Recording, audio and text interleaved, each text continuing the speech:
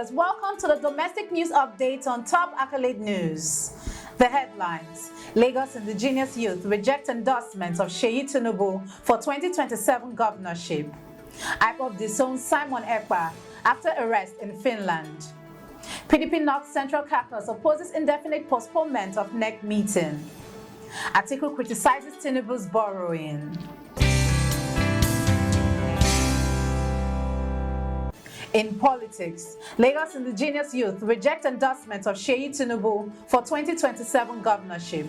The coalition of Lagos indigenous youth has strongly rejected the recent endorsement of SEYI TINUBU, son of President Bola Tinubu, as the potential candidate for the Lagos State Governor in 2027. The endorsement issued by the coalition of Nigerian youth leaders sparked controversy, with the Lagos youth criticizing the move as an attempt to marginalize indigenous Lagosians. In a statement, they emphasized that since 1999, no true Lagos indigene has governed the state and called for the right of indigenous population to be respected. Still in politics, IPOB disowns Simon Ekpa after arrest in Finland. The indigenous people of Biafra, IPOB, has distanced itself from Simon Ekpa following his arrest by Finnish authorities on suspicion of inciting terrorism. Ekpa, the self-proclaimed prime minister of the Biafran government in exile, was detained alongside with 4 others for allegedly promoting violence in southeast Nigeria. IPOB, in a statement, clarified that Ekpa has never been a registered member of the movement and condemned his violent action, including the creation of the Biafran Liberation Army, which has been responsible for various crimes in the region. IPOB reiterated its commitment to peaceful self-determination and urged the public not to associate Ekpa with its cause. Moving on in politics, PDP North Central CAUCUS opposes indefinite postponement of NEC meeting. The North Central CAUCUS of the People's Democratic Party, PDP, has voiced strong opposition to the indefinite postponement of the party's 99th National Executive Committee meeting, initially scheduled for November 28th. The meeting was postponed following the funeral arrangement of the late First Lady of Akwa Ibom, Patience Umo Eno. But some party members viewed the delay as a strategy to buy time. Critics allege that the postponement is part of a plan to secure the position of acting national chairman for Umar Damagun, despite ongoing calls for his resignation amid the party's internal crisis. Former PDP National Publicity Secretary Kola Olubodiyan emphasized the need to respect the party's constitutional succession plan to address the current challenges facing the PDP and ensure a sustainable future. Shifting focus to economy, ATIKU criticizes TINUBU'S borrowing. Former Vice President Atiku Abubakar has once again criticized President Bola Tinubu's ongoing foreign loan request, particularly in the light of National Assembly's recent approval of the president to borrow an additional 1.7 trillion naira. Atiku expressed deep concern over Nigeria's growing debt burden, citing a recent World Bank report that lists Nigeria as the 3rd most indebted country in the International Development Association. He questioned the necessity of such loans, pointing out the discrepancy between the projected exchange rates for the borrowing and the current rate, which he believes further burdens Nigerians. Atiku also accused the administration of corruption, claiming that the loans are not being used for infrastructure, but are part of a broader mismanagement of the nation's finances. You are watching the domestic news update on Top Accolade News. Do stay with us. Still to come.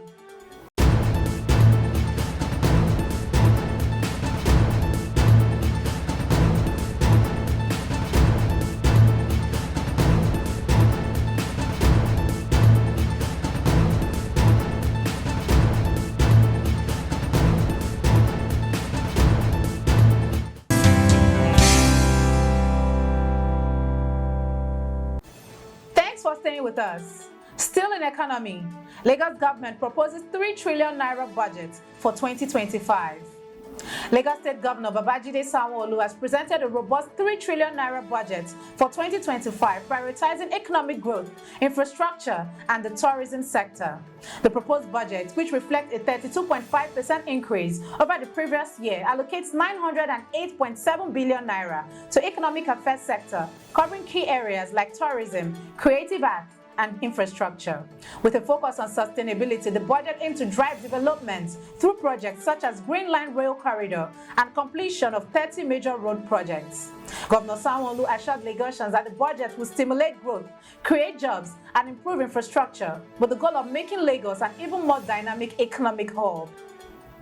Moving to security, DSS arrests Kennedy TABUKO for inciting protest against NNPC policies.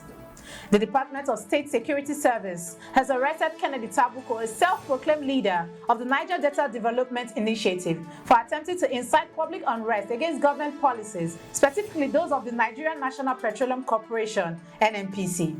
TABUKO recently organized a protest at the National Assembly on November 21, 2024, calling for transparency in the probe into adulterated fuel imports, was intercepted by security agents before the demonstration could take place. The DSS is now investigating TABUKO's actions to uncover his motives and identify any collaborators. Shifting focus to entertainment, OLAJUMOKE accuses ex-husband of domestic abuse and career sabotage. Popular model and former bread seller OLAJUMOKE has reportedly revealed troubling details of her past marriage, accusing her ex-husband of domestic abuse and sabotaging her career. In an emotional interview with CTFM, OLAJUMOKE shared how she endured physical abuse at the hands of her husband, including being beaten and mistreated by him under the influence of his mother. She explained how she finally left the abusive relationship in 2016, moving to Lagos with her 2 children to escape the violence. OLAJUMOKE also revealed that after their separation, her ex-husband began spreading false rumors that damaged her reputation and career. Now in sports, Enugu State to host the 23rd National Sports Festival. Enugu State has officially been announced as the host of the 23rd edition of the National Sports Festival, marking the first time the Coal City State will host the event since its inception in 1973. The announcement follows a competitive bidding process, and the National Sports Commission (NSC) is confident that Enugu will deliver a world-class spectacle. The biennial event unites athletes from across Nigeria in a celebration of sportsmanship and national unity.